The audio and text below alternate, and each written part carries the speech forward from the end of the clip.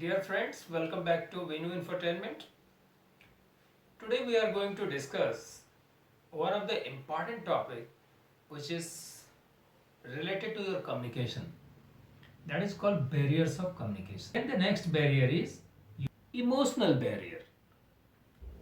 So it is believed that when you are communicating with others, कहता है कि ऐसी अवधारणा है कि जब आप दूसरे से बातचीत कर रहे होते हैं तो आप किस इमोशनल कंडीशन से गुजर रहे हैं that will be reflected in your communication. Means, suppose there is a quarrel with your friends and you might think of that this is not right time to communicate with others. So you prefer to leave alone at that time, and if somebody comes and somebody pays visit to you and he or she wishes to communicate with you, then you shall respond just saying yes, no, just you're nodding your head, and your reluctance will appear on your face, and as a result of that, those who try to communicate with you, he will understand that you are not paying attention to him, so the meeting will be over within minutes.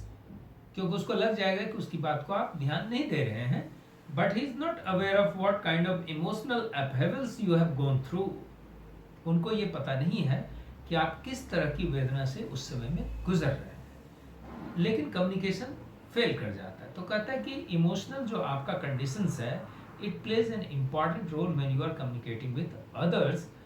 तो ये एक barrier का काम करता है कि अगर आप इमोशनल कंडीशन में ठीक नहीं हैं तो आप अच्छे तरीके से लोगों से कम्युनिकेशन नहीं कर सकते. Then there is another barrier that is called cultural barrier.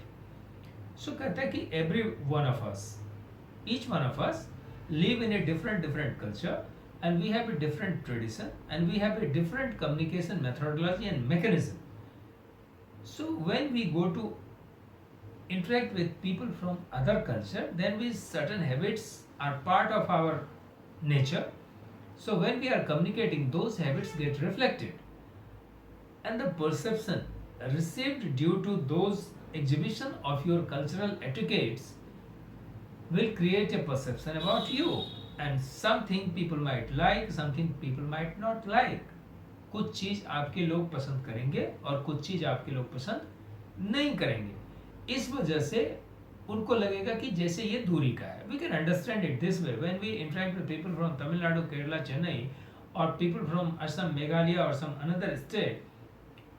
Without understanding what he or she is going to explain to us, we have a certain perception that this person will be like this. So as a result of that, either we like them or we abhor them. ऐसा हो सकता है कि या तो हम उनको पसंद करते हैं या उनसे हम घृणा करते हैं. इस दोनों ही कंडीशन में जो एक्सचेंज ऑफ कम्युनिकेशन होगा वो रुक जाएगा, या तो बहुत ज़्यादा हो जाएगा या बहुत कम हो जाएगा. दोनों ही कंडीशन संवाद के लिए एक बैरियर का, मीन्स एक रुकावट का काम करता है, क्योंकि आपके दिमाग में परसेप्शन है कि ये वहां से हैं, and you have certain swag about your own culture, you have certain pride about your own culture. In that case what happens, you start hating somebody else. So कहते हैं कि ये जो कल्चरल आपका अपब्रिंगिंग है, so it has been embedded in your mind. ये आपके दिमाग में बचपन से घुसा दिया जाता है कि ये कल्चर ही सबसे बेटर है. So जब आप दूसरे से बातचीत करने जाते हैं तो it has been seen that communication is not happening that fluently, and there are a lot of inhibitions that impede your communication, that derail your communication. तो ये बैरियर आता है नेक्स्ट बैरियर में. Then there is another barrier that is called language barrier. Suppose I wish to communicate to you something और मेरी भाषा को आप नहीं समझे तो क्या होगा, कम्युनिकेशन फेल कर जाएगा. सो कहता है कि it is important for two people to understand same language, not simply same language, but the level of language should be same. So कहता है कि if you do not know that particular language, then it is rather difficult to communicate with others. Suppose we try to communicate with Chinese, French, German, Japanese, and we do not know their language, then we are not able to communicate that inherently or that fluently that I should have been. इसका मतलब हमें एक दूसरे की भाषा को जानना चाहिए, तभी हम अच्छे से कम्युनिकेशन कर सकते हैं. हालांकि आजकल ऐसा देखा जाता है कि आपको इंटरप्रेटर मिल जाता है, द्विभाषिया मिल जाता है, लेकिन जो द्विभाषिया भी है वो कम से कम दोनों भाषाओं को जानता है, तभी आपकी बातों को रख पाता है। तो कहता है कि language is your another barrier. I hope you understand it. And then the next barrier is gender barrier. So how gender barrier? You would have seen a lot of people having this feeling कि वो female है, ये mail है। तो कहता है कि male and female का जो कम्युनिकेशन होता है उसमें क्या है कि उतनी फ्रीडम नहीं होती है, लोगों को थोड़ी बहुत इनोवेशंस होती हैं, और या तो किसी का नज़रिया है कि वो फेमिनिस्ट है नेचर में, या किसी का है कि वो मैस्कुलिन बिहेवियर का है। बोथ बिहेवियर जब आपके शरीर में इस तरह का माइंड में आपका डेवलपमेंट होता है कि मैं मेल हूँ तो मुझे स्वैग होना चाहिए, या फीमेल है तो मुझे स्वैग होना चाहिए, और फीमेल है तो I can do any mistake and people should excuse me, और मेल है तो I can take liberty and I can do anything. ये जो चीज़ होता है ये हर वक्त ऐसा देखा गया है कि it builds up your attitude, and as a result of that attitude is reflected in your communication. तो कहता है कि उस कंडीशन में आपका संवाद टूट जाता है। Thank you. समापन से पहले एक छोटी सी कहानी सुनाता हूँ। एक व्यक्ति एक शहर में गया और फिर उस शहर से वो दूसरे शहर गया। दूसरे शहर में इस व्यक्ति ने वहाँ के एक स्थानीय निवासी से एक प्रश्न पूछा कि इस शहर में लोग कैसे हैं।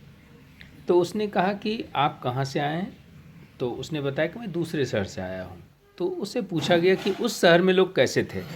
तो उसने कहा कि उस शहर में लोग काफ़ी फ्रॉड थे, लोग ठगते थे, धोखा देते थे, और क्या कहते हैं, उनके किसी बात पर यकीन करना बहुत मुश्किल था, इसलिए बहुत बच कर के चलना पड़ता था। तो उन्होंने कहा कि ये शहर भी कुछ ऐसा ही है। तो उसे बड़ा आश्चर्य हुआ कि इस शहर में भी सब धोखेबाज और ये मिलते हैं। बोला कि ऐसा ही है? बोला कि हाँ, क्योंकि ये आपकी विचारधाराओं का रिफ्लेक्शन है कि एक शहर में आपको सारे लोग फ्रॉड, धूर्त, फरेब ऐसा ही लोग मिले। इसका मतलब ये आपके ओपिनियन का हिस्सा है, ये आपका परसेप्शन है।